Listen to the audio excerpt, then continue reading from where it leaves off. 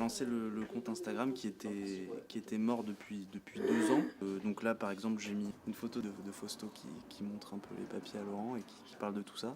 Je partage des anciennes couves anniversaires, voilà, en fonction du mois. Donc ça, c'était la couve d'il y a 20 ans, par exemple. Les gens sont plutôt contents. On était à 600 abonnés, là on est à presque à 1400. Donc c'est bien, c'est cool. On met Hellboy en couverture, c'est quasiment traditionnel, même si c'est pas Guillermo del Toro qui est à la barre de ce film. Neil Marshall, c'est un réal qui a ses fans à la rédaction, on va dire.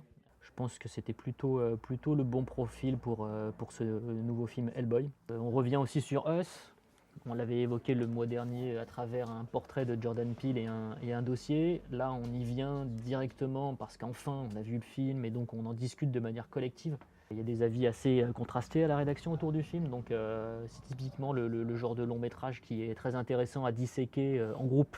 Ne coupez pas, un film de zombies japonais qu'on avait déjà évoqué précédemment dans un compte-rendu de festival. Et puis Cimetière, on avait proposé une couverture il y a 2 mois. Là, on a vu le film, on a rencontré les réals, on a interviewé aussi Christopher Young, le compositeur de la musique.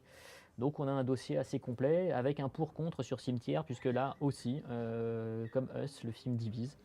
Donc on a les pros d'un côté et les antis de l'autre. Voilà, pour le sommaire de ce numéro qui est quand même un gros numéro en termes d'actu. Parfois on tire un peu la gueule et c'est un peu compliqué d'avoir de l'édito un peu costaud à faire. Là pour le coup, entre Hellboy, Cimetière, Ne coupez pas, Captive State, revenir sur Us, il y a quand même pas mal de choses. Donc on a 2 interviews qui sont déconnectées de l'actualité. On a une rencontre de Nobuhiko Obayashi qui est le réalisateur de House, un film mythique dans l'histoire du cinéma en général et pas que le cinéma japonais. Et on a aussi une très très longue interview carrière de Daniel Pearl, le chef opérateur de Massacre à la tronçonneuse entre autres, qui revient justement sur sa collaboration avec Toby Hooper, avec Marcus Nispel. Il nous parle aussi de Larry Cohen, qui est décédé il y a quelques semaines et sur lequel on fera un hommage dans le prochain numéro, donc pas celui-ci mais dans le numéro 329.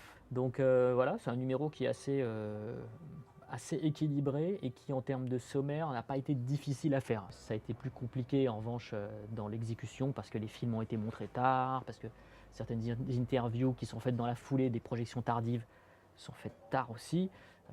De fait, ça a été un peu compliqué parfois. Ça a été une course, mais maintenant on a l'habitude, c'est un peu le cas tous les mois en fait.